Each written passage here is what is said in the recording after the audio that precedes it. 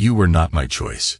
Her voice hits me like a guttural blow, raw, slicing through the dusty air of our bedroom. I stand by the doorway, my hand clutching the jamb so hard my knuckles pop. She's wearing the red sweater I bought her last Christmas. It used to bring out the warmth in her cheeks, but now her face looks like stone, eyes cold, mouth trembling in a twisted line of frustration. I swallow hard, because how else do you react to words like that?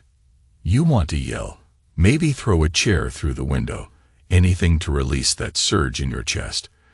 But I just feel numb, like some vital switch inside me has flipped off. It's as though my brain decided, enough. She's screaming, but I hear a muffled echo. My mind scrambles to form an answer, some question that might force her to backpedal. Instead, I just stand there, silent, watching her heave breath after breath like she's trying not to cry and failing at it. A single lamp illuminates the corner of our cluttered bedroom. The sheets are half off the bed, tangled like a symbol of our twisted life. This morning, everything seemed so normal. Me finishing my coffee, her packing a lunch for our son, the usual midweek routine. But beneath that facade, something was rotting. Maybe I knew. Or maybe I just didn't want to see. She runs her hands through her hair. God, Dan, say something. You have changed. Don't just stare at me like that. I remain quiet. My face feels frozen, eyes locked on hers, but my mind is racing. You have changed is her attempt to fling blame, to offset my shock. I can taste bile. Months, maybe years, of tension swirl in my gut. I see our arguments, our near-silent dinners, the forced smiles at gatherings. There's an avalanche behind my ribs, building momentum. But for now, I just keep my mouth shut. She flings an arm wide. I'm sorry you found out this way, she hisses. Her voice cracks on every syllable. But you're not. Stop. The word is barely audible, but it comes out sharp enough that she actually clamps her mouth shut. My heart is slamming against my ribcage. I can feel my pulse in my neck. Don't talk, I add, voice cold, measured. It's the only shield I have left, a calmness that's about to tip over into She tries again, half choking on her own breath. God, this shouldn't have happened. Dan, please. I step into the room. My eyes land on the half-closed closet door. There's a man's jacket in there, not mine. It's black with some brand label I don't recognize. She follows my stare and tries to block my view with her body, but I shove the door open. The jacket has a faint cologne smell. I grit my teeth, a muscle ticking along my jaw. It was never supposed to be like this, she says in a whisper, bracing herself against the dresser. You have to believe me. And that's when I see the underwear, male boxer briefs, folded sloppily on top of my old army duffel bag. The final insult. My entire life, stuffed in a corner next to a stranger's intimacy. My vision darkens at the edges. I can't breathe right. She tries to touch my arm, but I shake her off. Her nails scrape the fabric of my shirt, leaving an electric shock in their wake. How long, I say. My voice wavers. How long has this been going on? Silence, but I catch her blinking rapidly. She looks at the floor like it might swallow her. A year, she finally murmurs. A little more. I bite the inside of my cheek. A year or more that she's been sleeping with another man, smiling at me each morning, acting like the dutiful wife. I want to laugh, or maybe throw up. A year. Get out. I say. Except my tone is so quiet it barely stirs the air. She looks up, confused. What? Get out of this room. My hands tremble, and I clench them into fists to hide that trembling. I need a minute. She hesitates, but my eyes must say it all. Without another word, she slips out, leaving me alone in the stale hush. I hear her footsteps retreat down the hall, then the faint thud of the living room couch as she collapses onto it. The house feels like a tomb. My face is burning, my thoughts thick as tar. I was never her choice. The phrase repeats in my head until I can almost scream. She married me because we clicked at the time, because I made good money as a construction project manager, because I was stable, because we had 2 kids, but it was all a front. Our kids. My throat constricts, remembering how our son, Billy, said something offhand the other day. I have 2 dads now. One's cool, the other just pays for stuff. I brushed it off as childish nonsense. I thought maybe he was talking about a friend's dad or referencing some cartoon. Now I'm not so sure. An hour drags by like a slow-motion film reel. I pace the bedroom. I pick up the black jacket, toss it aside, then fling it across the room. I want to tear it to shreds, but I just stare at it, chest heaving. In my mind, images flicker. Them together, sweaty skin, her nails raking across his back, his lips on hers. My stomach twists. I imagine the 2 of them sneaking into our bed, or maybe to a hotel, or some hideaway. I can see her arching her back for him, gasping his name. The pictures sear my mind, and I want to vomit. But I force it down, keep it all contained. Eventually, I wander down the hall. She's in the living room, hunched over with her face in her hands. Her shoulders quake.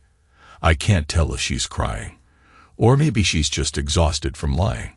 I stand at the threshold, silent, just observing the woman I once believed was my partner for life. She must sense my presence because she looks up, eyes bloodshot, face blotched red. Dan, please. We need to talk about this. What's there to talk about? I say, voice hollow. You found something better. And I pause, swallowing the bitterness on my tongue.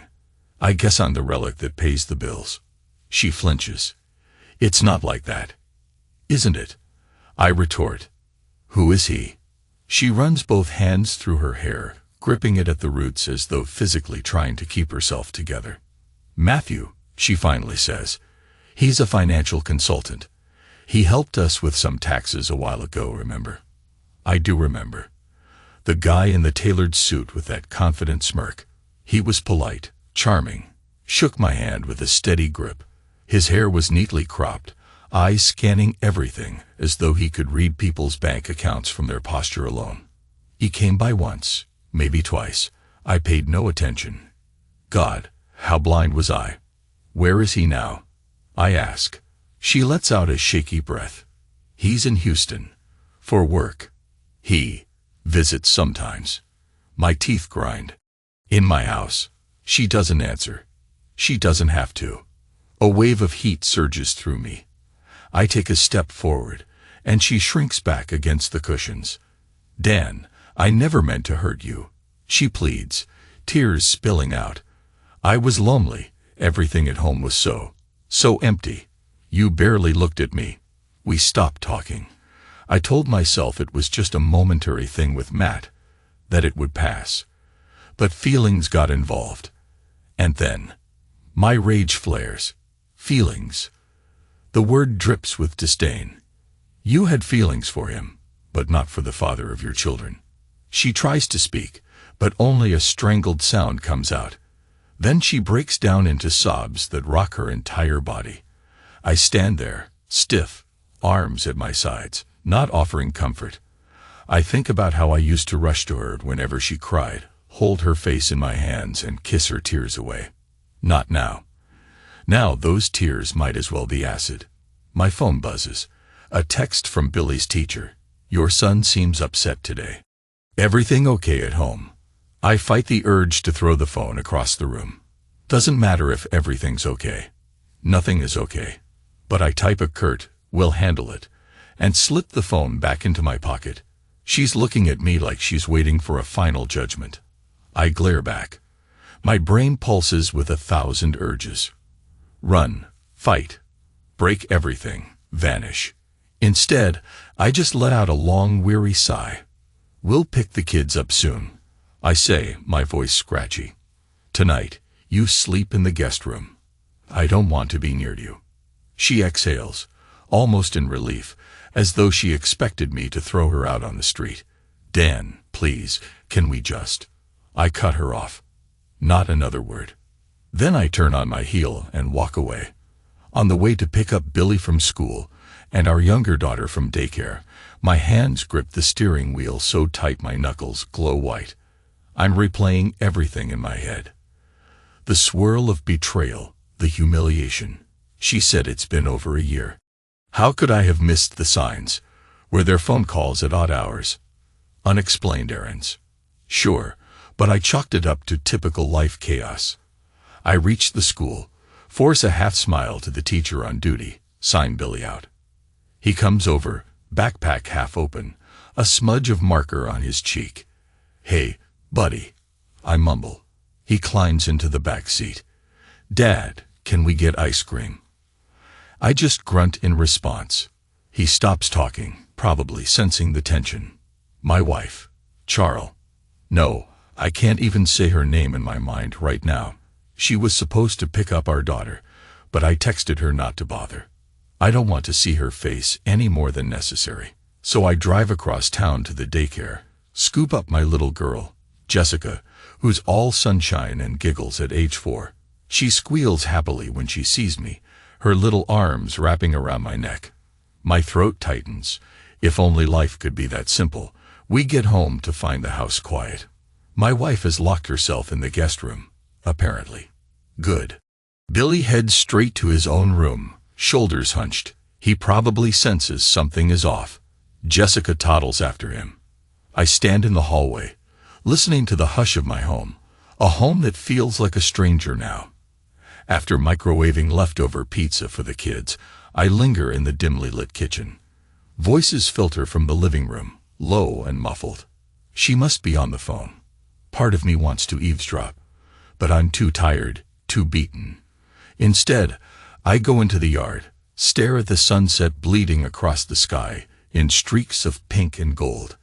The air is thick and humid, typical for a Texas evening. A wave of exhaustion hits me. I realize I haven't eaten since morning, but my stomach churns at the idea of food. Her words still replay in my head. You were not my choice. It's not just betrayal. It's something deeper, like a revelation that I've been nothing more than a convenience in her eyes. The worst part, I feel this cold sense of indifference creeping into me. Like I don't care about her tears or her excuses. The betrayal itself is monstrous, but the emptiness it leaves behind might be worse. That night, I barely sleep. Memories plague me. Our wedding day, the first time she announced she was pregnant, the look on her face when Billy was born. All those I love you statements that now seem like hollow echoes, and the mental image of her with that man, clothes half off, breathy whispers in each other's ears, humiliates me, lingers like a poison. By 3 a.m., I've had enough. I get up, shower, and sit on the couch, staring at the dark TV screen until dawn creeps in. Morning is a haze. The kids sense tension. Billy scowls at me over his cereal, probably picking up on the heavy silence. Jessica begs me to braid her hair. I do my best, fumbling with the tangles, but she's all smiles anyway. My wife emerges from the guest room, eyes puffy, wearing sweatpants and a hoodie. She doesn't look me in the eye. Instead, she tries to smile at the kids, which only makes Billy scowl harder. I drop them off at school and daycare, then go to work. My boss wants me to finalize an upcoming project, but I can hardly concentrate. A coworker notices my haggard appearance, asks if I'm all right. I shrug him off. Inside, I feel a nuclear meltdown, but I say nothing. I plow through the day like a robot, ignoring phone calls from her. By the time I return home in the late afternoon, the house is silent again, except for a single voice I hear in the living room, hers, but not aimed at me. She's on the phone. I stand by the door, out of sight. Matt, this is a disaster, she mutters into the receiver, voice panicked. I don't know what to do, he found out, about everything. No, I can't just walk away. We have kids. Yes, I know. Just, Matthew, I'm scared. He's not violent. But yes, all right. I'll wait until you come. Please hurry. I hear the phone click. My blood roars in my ears. He's coming here. My jaw sets. I step into the living room, shoes still on. She startles, eyes wide. Dan. I raise a hand, cutting her off. Don't speak. I don't want to hear a thing. She stares at me, tears brimming again. But I turn away, too furious, too numb. The idea that this man has the nerve to come to my house, speak to my wife, presumably to comfort her from me, the worthless spouse she claims not to have chosen, the pure gall of it. I trudge upstairs, ignoring her hollow pleas. In my bedroom. No, it's mine alone now. I slump onto the mattress, my face in my hands. My phone pings. A text from an unknown number. We need to talk. Matthew. I almost crush the phone in my fist. The nerve. The audacity. My chest heaves. A laugh escapes me, low and bitter. Sure, let's chat, pal. Let's talk about how you've been screwing my wife under my nose for over a year. Let's talk about how you've stolen the life I built. Let's see how that conversation goes. 2 days pass in a tense standoff. We pretend for the kid's sake, but the atmosphere is electric with suppressed rage. Billy refuses to speak to either of us except in monosyllables. Jessica is confused, tugging at my pant leg, asking why Mommy is so sad. My wife keeps apologizing, but I can't bring myself to respond with anything more than a grunt. Saturday afternoon, I'm in the backyard, trying to fix a broken fence latch, something to keep my hands busy, when a car pulls up out front. I know it's him before I see him. Call it sixth sense or just the inevitable. I hear the engine, then footsteps on the front porch. A dull knock follows. My shoulders tense. Slowly, I walk around the side of the house. Sure enough, he's standing there in a crisp shirt, expensive watch glinting in the sun, the posture of a man who rarely hears no. My wife stands inside the threshold, uncertain, as the two stare at each other. She opens the door a little wider, letting him in. My stomach lurches. Everything is spinning. For a moment, I freeze in the yard. Then I force my legs to move. I have to see this face to face. My jaw clenches so tight my teeth ache. The front door is open. I step in. He and she stand in the living room like it's some melodrama. She's on the verge of tears. He's talking in a hushed tone, arms up in a calming gesture. Then he sees me. His eyes narrow, but he tries to arrange his features into politeness. Dan, he says, nodding. I thought it was best we speak in person. My gaze drifts to the briefcase in his hand. Is that how you greet the man whose wife you've been sleeping with? He swallows. I understand you're upset. Upset. I bark a humorless laugh. Then I clamp down on my anger. I promised myself not to stoop to petty violence unless he pushes me over the edge. Cut to the chase, I say coldly, crossing my arms over my chest. What do you want? He takes a breath, glances at my wife. She's silent, tears glimmering in her eyes, lips parted. He sets the briefcase on the coffee table, opens it. A stack of papers, official looking. I came to explain, he says, and to show you these. He lifts the top document. DNA tests, for your children. My heart pounds. I already sense what's coming, but seeing those pages, I feel a wave of nausea. She tries to intervene, voice trembling. Matt, stop. This isn't the right time. But he won't be stopped. I wanted to be sure, he says, addressing me, because Charlotte wasn't certain who fathered Billy. We got tests. They're mine. I feel like the room is spinning out of control. The floor tilts under me. My mind roars. Billy is his son, but he's nearly 10, which means my gaze snaps to my wife. She's gasping through sobs, shoulders shaking. It started earlier than you think, she manages, voice barely above a whisper. I'm so sorry. I stagger back a step, my hand bracing against the wall. 10 years of a lie. 10 years. My vision darkens, breath ragged in my throat. All that time, I raised Billy, worked overtime to pay for his needs, scolded him for not doing homework, cheered him on at Little League, taught him how to tie his shoes. And he isn't mine. Your daughter, Matthew says, clearing his throat.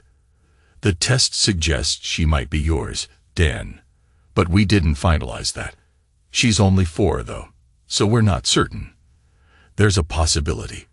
Shut up, I growl. My wife flinches. He meets my eyes, unwavering. I'm about one shaky breath away from lunging at him. But I don't. I cling to that last thread of control. My wife tries to speak. Dan, I know how horrible this is. I never wanted you to find out like this. She tries to approach me, hand extended, but I recoil. The betrayal is like shards of glass stuck under my skin. My mouth tastes like acid. The worst part is the numbness creeping into my core, that sense of everything crumbling. Matthew sets the documents aside.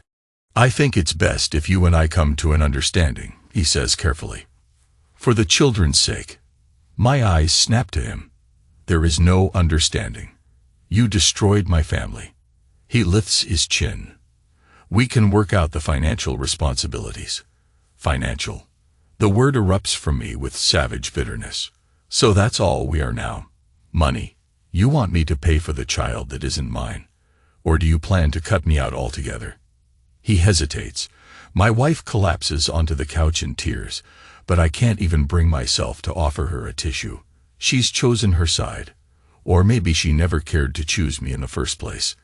The air feels suffocating. My heartbeat thunders in my ears. Finally, he exhales. I'm prepared to assume full responsibility for Billy, he says. He's mine. I'm not heartless. A bark of laughter escapes me, hollow and desperate. That's a neat trick. You waltz in after 10 years, wave some papers, and claim your fatherly rights while I've been the one raising him. And you call me the placeholder. He stiffens. I never called you that. No, you just acted like I don't exist. Like I'm some minor obstacle to your little arrangement. My chest feels like it's about to explode.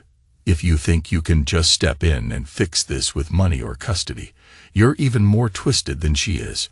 She sobs harder. I let her. I should feel pity, but I don't. I glance at Billy, who's crouched in the hallway, watching with huge, frightened eyes.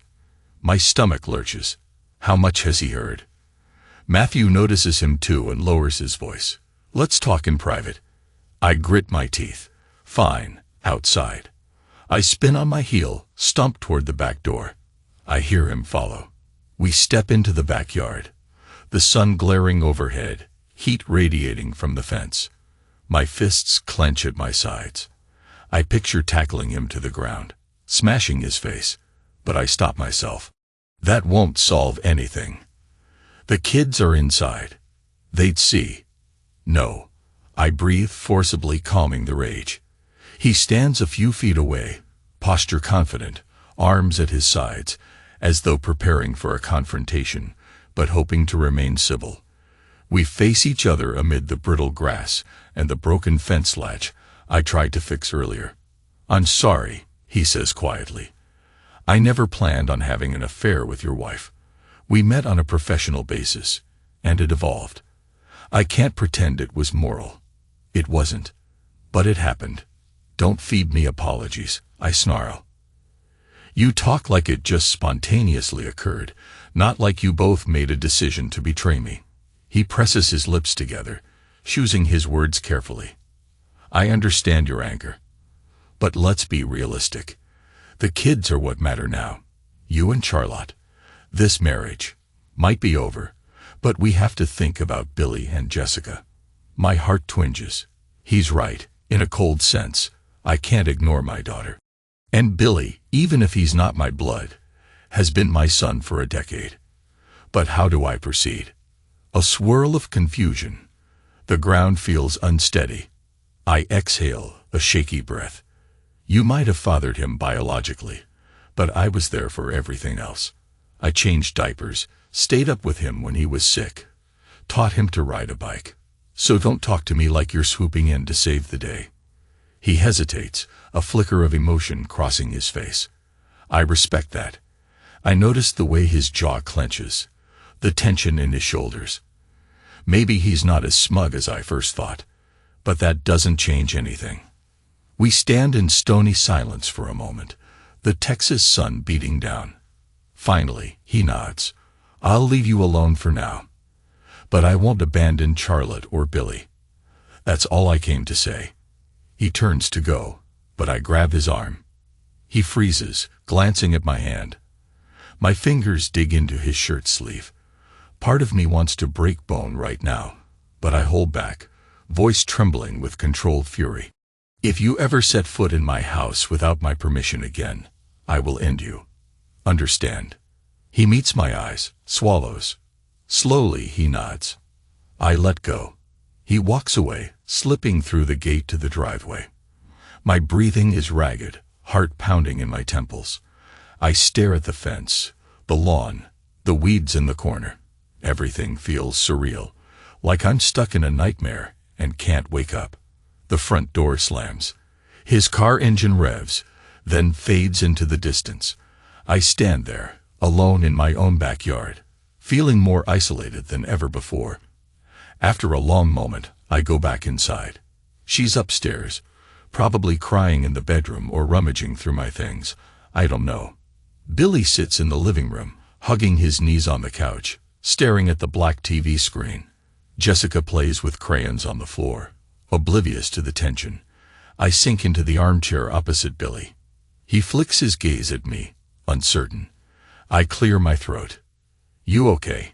He shrugs, not meeting my eye. His fingers pick at a loose thread on his jeans. Was that my other dad?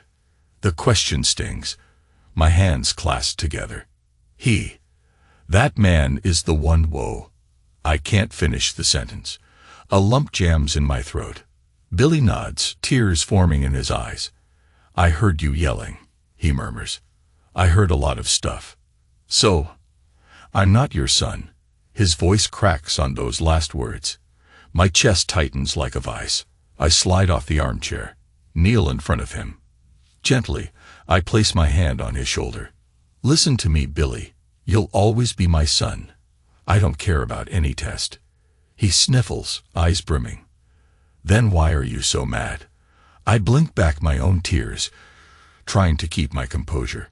Because I didn't know. And I love you. I love you and your sister. All this grown-up stuff, it's messy. He wraps his arms around my neck in a sudden hug. I hold him tight, feeling his small frame trembling. My eyes burn. I want to protect him from all of this, but the damage is done. I glance at Jessica, who looks up from her crayons, wide-eyed. She trots over and hugs me around the waist, though I doubt she understands why we're so sad. My wife appears in the hallway. She sees us huddled together, tears glistening in her eyes. For a moment, she hesitates like she wants to join us. But I fix her with a steely glare. This moment is mine with the kids, not hers. She backs away, lips trembling. The next few days blur into a fog of tension. I sleep on the couch, while she moves between the guest room and random, shadowy corners of the house, phone always in her hand, texting or calling Matthew. I try not to care, but each time I see that phone pressed to her ear, my stomach clenches. At work, I function on autopilot. My manager complains about my lack of focus. I might lose my job if this keeps up, but I can't muster the energy to fix it. My only anchor is the kids. In the evenings, I help Billy with homework, read Jessica bedtime stories, pretend everything's normal. But behind that, my mind churns. Some nights, I drive aimlessly around the block, wondering if I should just pack my bags and vanish, yet leaving the kids to be raised by that man. The thought makes my blood run cold.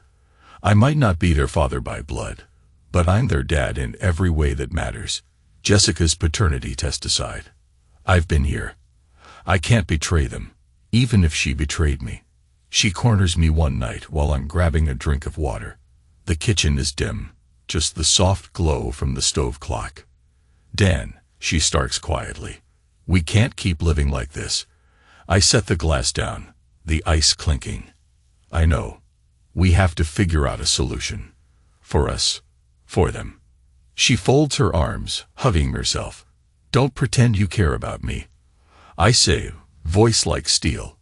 You made your choice. Her lips twitch, eyes brimming with tears. That's not fair.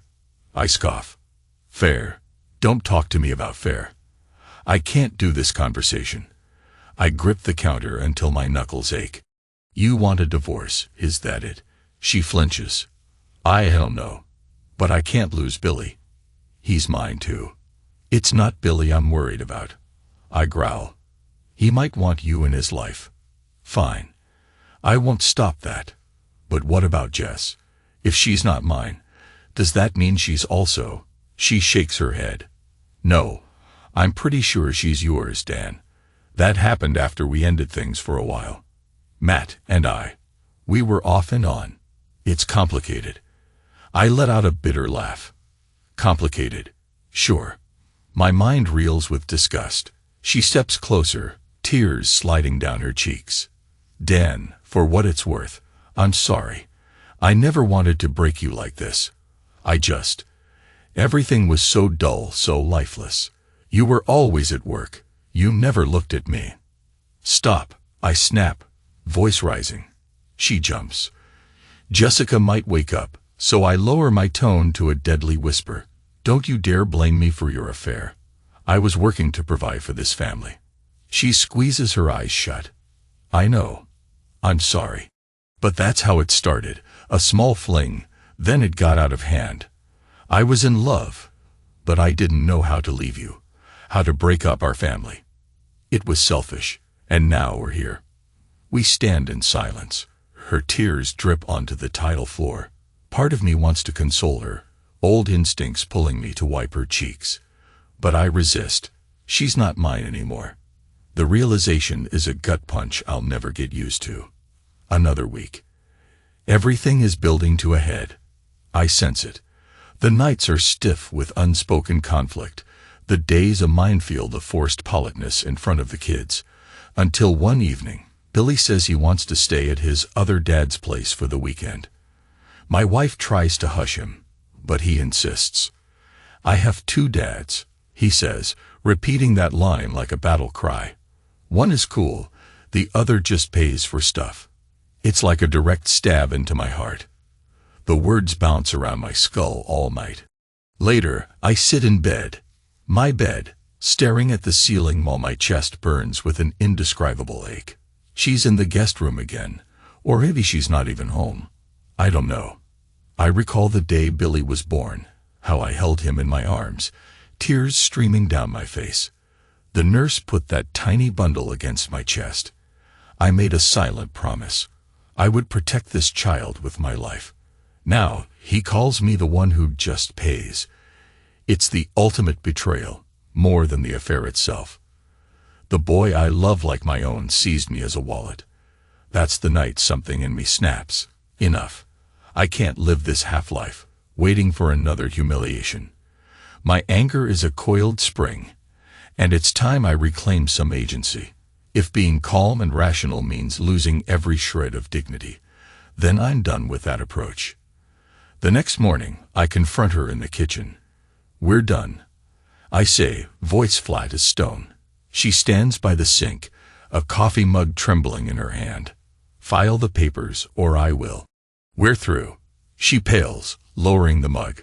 Dan, I gave you everything, I continue, a controlled fury vibrating through me.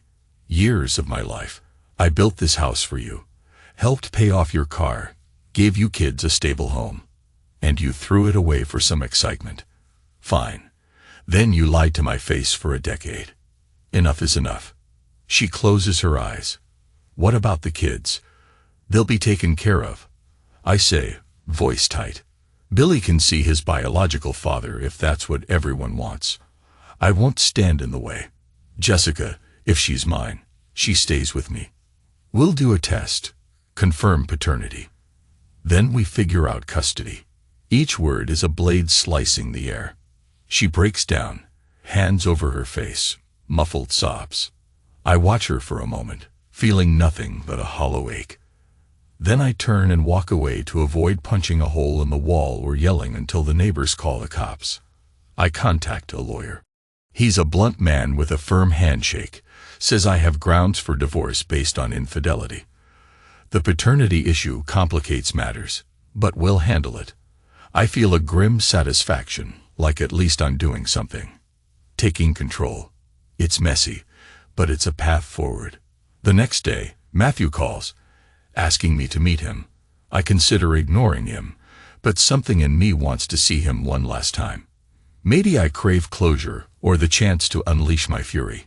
We agree to meet in a neutral spot, a quiet diner near the highway. I arrive first, order a black coffee. My hands tremble as I sip, imagining the confrontation to come. He shows up in a pressed shirt, dress pants, every hair in place. The overhead lights catch a sheen of sweat on his forehead. Good. He might be nervous. He slides into the booth across from me, mouth in a tight line. "What do you want?" I say, voice cold. He exhales. "Charlotte told me you're filing for divorce." I nod, swirling my coffee. "Makes sense, right?" His gaze flicks to the napkin dispenser, the Formica table. "Look, I'm not here to gloat. I want to make sure Billy is okay." He's stuck in the middle. I grit my teeth. He's more than okay. I've taken care of him all his life. Don't pretend to swoop in and be a hero. He looks pained. He's my son. I know that's a terrible thing to admit after all these years, but I can't turn my back on him now. I lean forward, eyes locked on his. "Then get your checkbook ready. Because you owe me for the years I've poured into him, the time, the sacrifices, everything." My voice is razor edge. "You think you can just appear and take him because you have paperwork?" He doesn't flinch. "That's fair. If you want financial compensation, we can discuss that. But money won't fix the emotional damage." I smirk, a bitter twist of my lips. "You're right. It won't. But it's the least you can do." Silence stretches between us. The waitress refills my coffee, and I barely notice. Finally, Matthew clears his throat. "Charlotte told me to give you this." He slides an envelope across the table. I recognize her handwriting. My name, scrawled in shaky pen. I don't move to pick it up. "What is it?" "Some letter," he says, shrugging. "Said it's important." I snatch it. My mind whirls. "You read it?" He shakes his head. "No, it's for you." We sit there, tense, as if waiting for something. I slip the envelope into my jacket pocket, not ready to open it in front of him. "Anything else?" He shakes his head again. Then in a low voice, "I never hated you, Dan. I raise a hand. Spare me. You got what you wanted. She's yours. Billy is yours. Congratulations." My sarcasm drips like venom. He looks down, eyes shadowed. I'm not sure if that's a victory. I bark a short laugh. "Oh, poor you. No sympathy here." With that, I slide out of the booth, toss a few bills on the table, and walk away. I don't look back. I park outside a deserted park to open the letter. I tear it open, read her scrawled words. "Dan, I know you hate me right now. You have every right. I don't expect forgiveness. But I need you to understand that I never wanted to hurt you. You were always stable, caring, devoted. Maybe that was my problem. I felt suffocated in that safety, my own mistake, my selfishness. Matt was exciting, new, different. I fell into something I couldn't control. I betrayed you, and I betrayed myself. Billy's birth was a shock to me too. When I realized he wasn't yours, I panicked. I stayed silent, hoping it would go away, but it only got worse with time. Every day I looked at you, guilt ate me alive. I clung to this stupid dream that I could have both, your security and Matt's thrill. I was wrong. Please know I do love you, in my own flawed way. If we had a fresh start, maybe things would have been different. Maybe I could have chosen you for real. But I guess it's too late for that now. I won't fight you on custody for Jessica. I won't deny you anything for Billy, either if you want to see him. He loves you, even if he's confused. Do what you have to do. I'll sign the papers. Charlotte. I reread the letter twice. My eyes burn, but no tears come. Just a grim realization that everything we had was built on illusions. She wants me to believe she loved me, or maybe still does. But all I feel is a hollow ache. The worst part is I don't even feel raw anger anymore. Just emptiness. Indifference creeping in like a slow, cold poison. I crumple the letter and toss it on the passenger seat. My reflection in the rearview mirror looks gaunt, eyes shadowed. Who is this man? This broken shell. The weeks that follow are a flurry of lawyer meetings, custody discussions, dividing assets. Charlotte moves in with a friend for a while. She visits the kids, tries to maintain some semblance of normalcy, but Billy alternates between resenting me for being boring and resenting her for causing the chaos. Jessica just wants her mommy and daddy to tuck her in together, and it tears me apart that we can't give her that anymore. One evening, Charlotte calls me, voice frantic. Dan, I don't know where Billy is. He took off on his bike after dinner and hasn't come back. My heart seizes. I jump in my truck, scouring the neighborhood, calling out his name. An hour later, I find him at the local baseball diamond, sitting in the bleachers, hugging his knees. I approach quietly. The sun has set, leaving only a faint glow. Billy? He looks up, tears on his cheeks. Dad. Then he stops, like he doesn't know if he can still call me that. I sit beside him. You're still my son. I say. I don't care what the papers say. He sniffles, burying his face in his arms. I hate this. I hate Mom. I hate Matt. I hate that everything is messed up. I put an arm around him. I know, buddy. Me too. He cries into my chest for a long while. And I hold him. The entire time, my chest hurts so bad I can barely breathe. I realize that no matter what's happened, I can't abandon him. Blood ties be damned. He's mine. He's my boy. He's the kid I've raised and loved, even if he's also Matt's. I won't let them take that away. The day of the final divorce hearing arrives. It feels like a lead weight pressing on my lungs. Charlotte and I sit on opposite sides of the courtroom, lawyers flanking us. We sign documents, formalize custody arrangements. Billy, at his age, can choose to split time between me and her, and presumably see Matt whenever he wants. Jessica stays primarily with me, though Charlotte can visit. Once the papers are signed, the judge stamps them. That's it. My marriage ends with the sound of a seal pressing into paper. Charlotte wipes her tears. I don't meet her eyes. I gather my jacket and walk out, shoulders stiff, footsteps echoing in the sterile corridor. Outside, the air is heavy, clouds threatening rain. She calls my name. I glance back. She stands there, arms crossed, shivering slightly. Dan, I'm sorry. Really. I hope one day you can.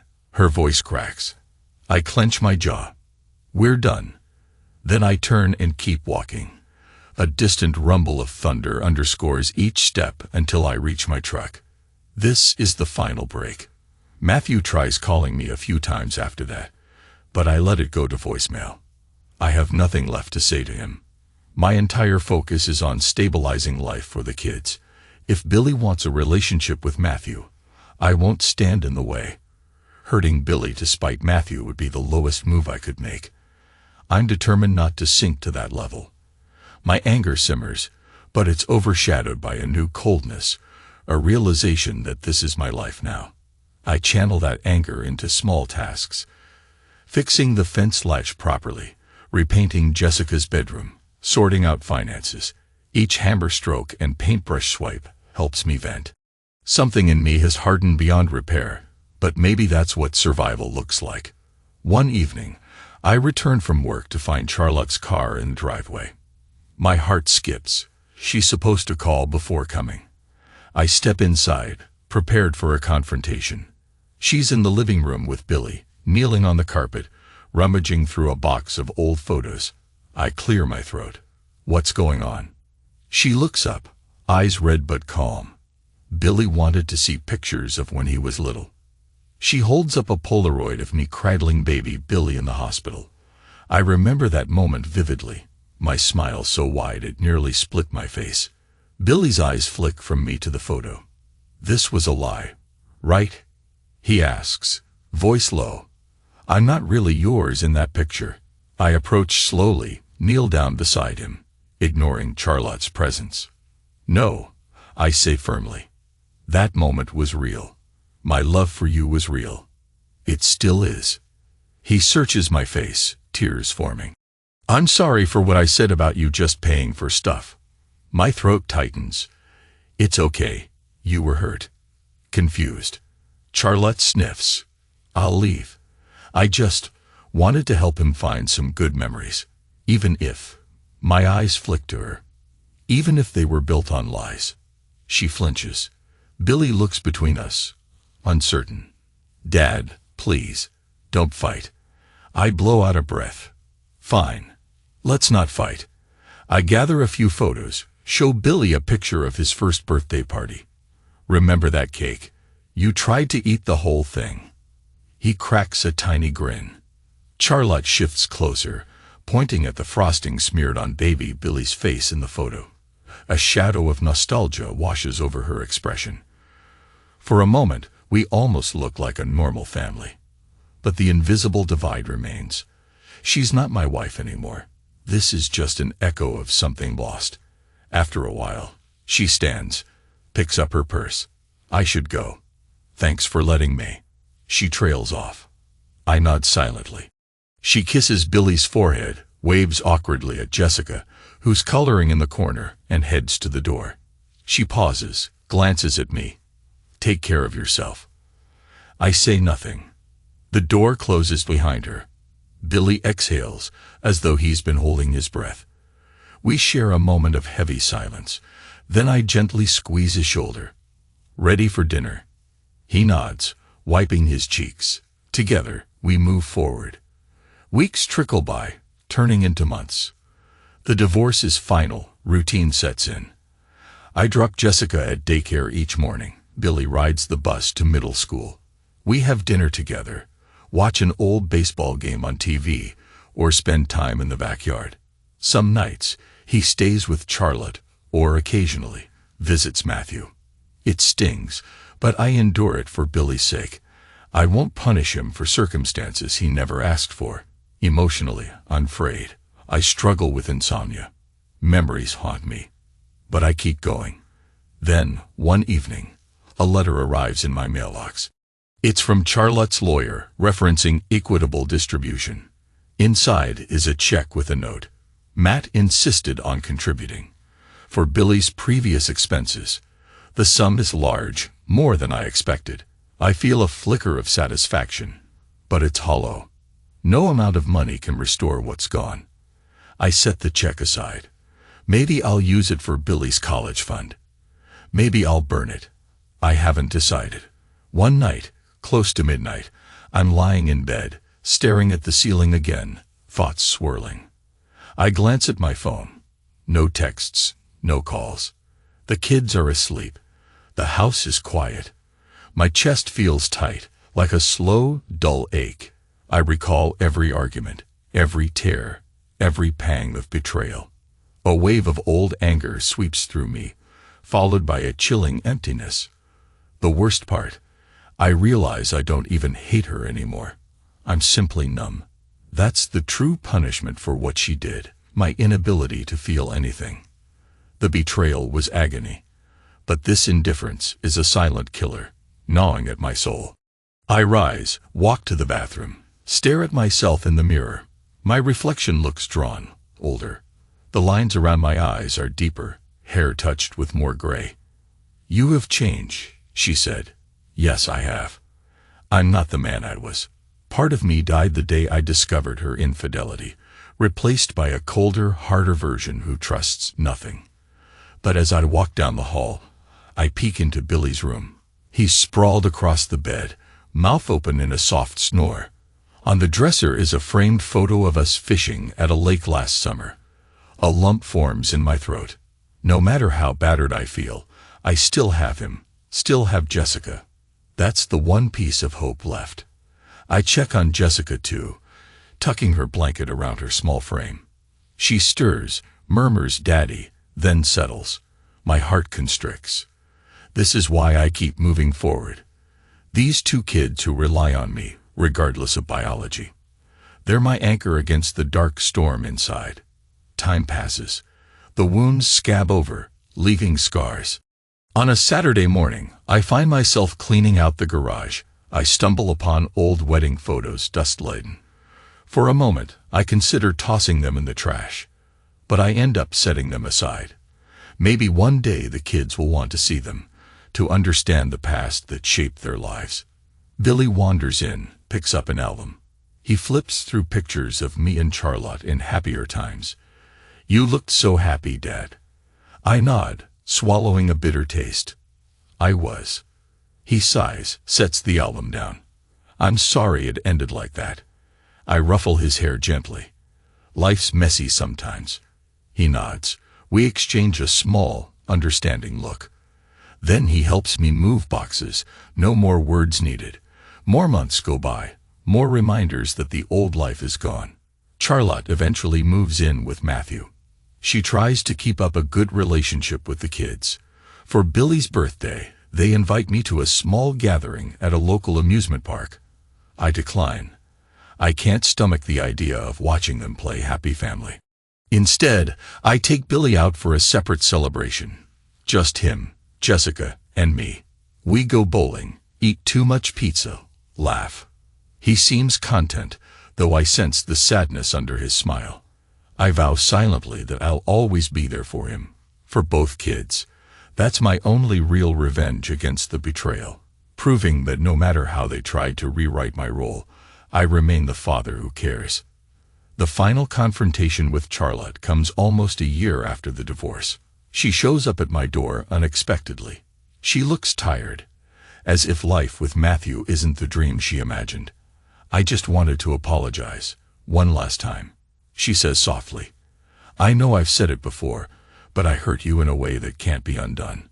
I study her face. "You can't erase the past." She nods, tears gathering in her eyes. "I know.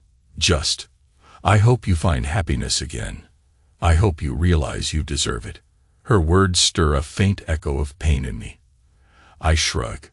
It's too late for us. That's all I know. She exhales shakily. "Take care." Then she turns and walks away. I watch her go, wondering if she's truly happy with Matthew, or if she regrets it all. But I don't chase her. I stand on my porch, sun high in the sky, letting the moment sink in. I feel a strange release. Not forgiveness, exactly, but a letting go of that fiery hatred. This is who she is, who they are. My life has diverged from theirs, and I finally accept it. I step back inside, close the door, and realize I'm breathing easier than I have in ages. Eventually, life assumes a new rhythm. I remain single, focusing on the kids and my job. The heartbreak shaped me, yes, but it didn't kill me. I'm quieter than before, more cautious. Some nights I still wrestle with nightmares of betrayal, but I can function. And the kids, they adapt. Billy visits Matthew, but also chooses to stay with me most weekends.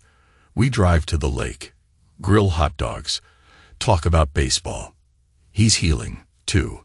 Somewhere deep inside, I'm still angry at what they stole from me. The illusions, the years I can't get back. But time dulls the knife. Indifference grows where love once lived, and that might be the cruelest outcome of all. Because if I felt passion or rage, I'd at least be engaged. Instead, I feel the slow drift of apathy, a sense that nothing truly matters except those kids. It's a heavy numbness, but a stable one. One evening, after I've put Jessica to bed, I sit out on the back porch with a beer. The fence latch is fixed. The yard is neat, except for a few scattered toys. Crickets chirp in the humid night air. I think about all that's happened. The documents, the revelations, the nights I spent raging silently on this very porch. I recall the words, "You have changed." Yes, I have. My heart is battered, maybe permanently scared, but I'm still here. I tilt my head back, look at the stars. The Texas sky is vast and indifferent, twinkling with distant lights that have burned for millennia.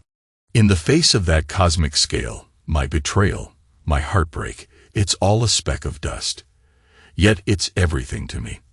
I close my eyes, exhale a shaky breath, and I finally whisper, to no one in particular, I'll make it.